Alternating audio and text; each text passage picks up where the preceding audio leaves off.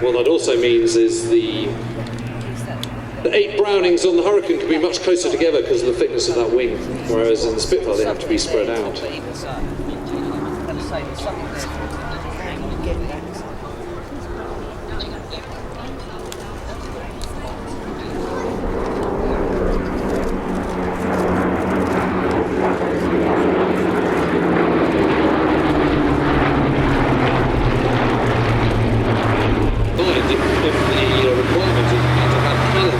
Bigger, chunkier than machine guns.